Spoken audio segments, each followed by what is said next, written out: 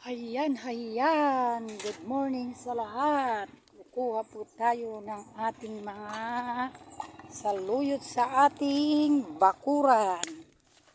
Ayan, ito po ang ating mga saluyot na nakapagbibigay ng magandang resistensya sa ating katawan. Ito kakabsa, tingnan nyo po ang aking mga hinagis ko lang po ito na buto, tumubo na po sila ng tumubo. Ayan po mga kapatid, ang ating mga tanim na saluyot. Dito pa lang sa ating bakuran mga kapatid ay nakakakuha na tayo ng mga libreng ulam. Ito yung sinasabi nila na kahit dito lang sa tabi-tabi ay may nakukuha. Tignan nyo po. O, yan sila. Yan.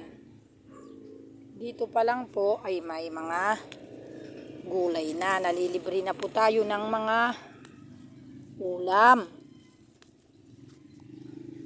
Tignan nyo po yung aking kapaligiran mga kapatid. Yung mga kamote. Napapakinabangan po lahat yan. Kung marunong ka po sa buhay, lahat po yan ginagataan. Ang ginagawa po dyan sa kamuti na talbos, yung pinakatalbos niya, ay ibibilad mo lang po ng ilang oras. Tapos pwede mo na pong gataan. Ayan po, mangunguha po talaga tayo. Dito pa lang, tignan nyo po, ang gaganda ng aking mga saluyot. Dami pong saluyot. Ayan, kakabsat. Ang ating mga tanim, mga talbos ng kamote. Karami po. Ayan, pero unahin muna natin ang mga saluyot. Tingnan nyo po yung talbos ng kamote. Napakaganda. Ayan po ang aking mga saluyot. Ayan, kakabsat. Sa tabi-tabi pa lang. Wala na yung tubig muna. Ayan mo.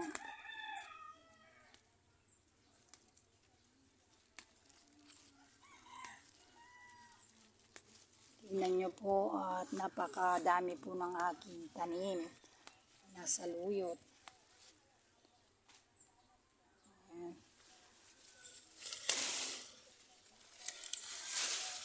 Ito din pong marasili na ito sa amin.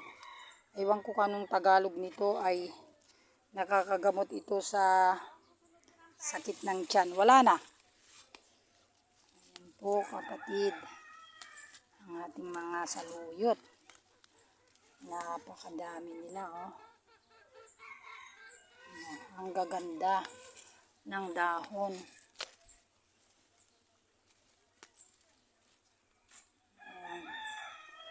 Ganito po yung aking ginagawa. Dito pa lang sa bakuran natin ay nakakakuha na po tayo ng libre.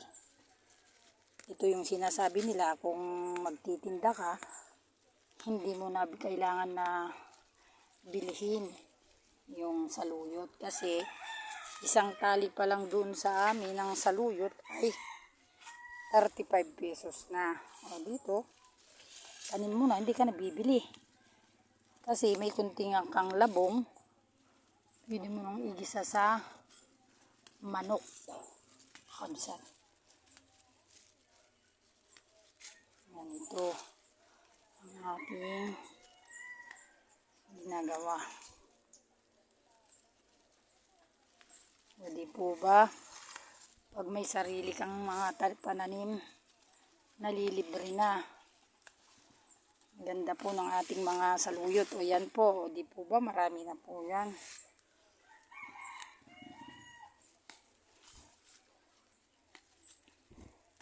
Ganito lang po ang buhay sa mundo. Yung ito po ay bigay ng Panginoon lahat, bigay ng kalikasan na napapakinabangan natin dito sa tabi. Pwede na po tayong mabuhay dito. Kung simpleng buhay lang naman ang mo, pwede na. Italbos naman po ng kamote ay napaka ganda po. Tingnan nyo naman po yung mga talbos. Ang gaganda kakabsat. Oh, tingnan nyo po. Ayan. Ito po, nakakuha na naman tayo ng libre at hindi binili. Oh, di po bang gagandami pong talbos, ang gaganda kakabsat. Oh, may talbos kamuti tayo. Meron po tayong saluyot. Ayan po. Ayan. Ang gaganda naman. Ayan. Ayan po sila, oh. Lalo na po tagulan na, marami na po siyang natatalbos. Nakabisa to. Oh. Kung masipag ka lang po dito, mabubuhay ka na. Magtanim-tanim ka lang po ng ganito, nalilibre na. Sabi ko nga, hindi ko na kailangan bumili ng mga talbos ng kamuti at mga saluyot, mga gabi, langka, saba, puso ng saging. Kasi meron na kami, may pangasim din, kamyas, mangga.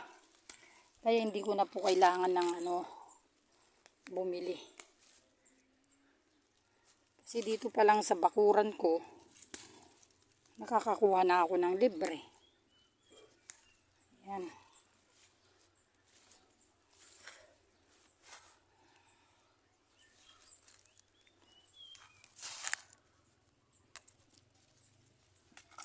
Po, oh.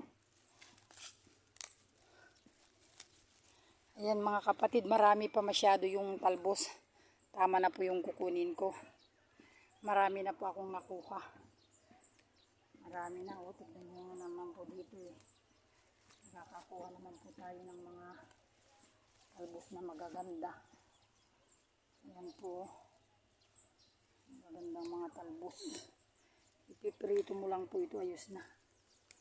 Ayan. Ayan na po.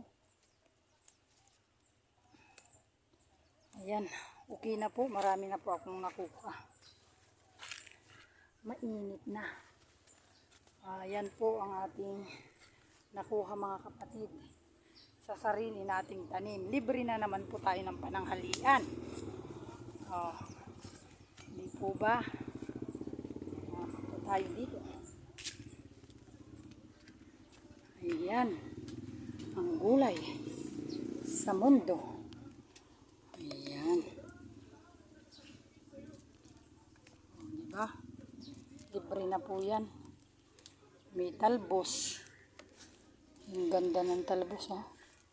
Kasarap ito sa kalamansi tsaka bagoong.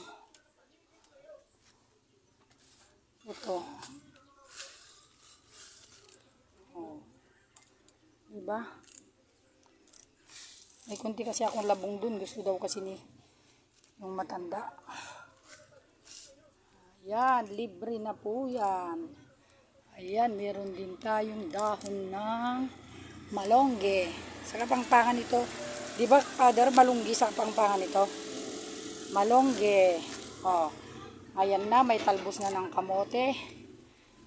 Tapos, meron pa tayong tokwa na naprito. Ang kakabsat. Lagyan natin ng labong. Ayun. Yan. Libre.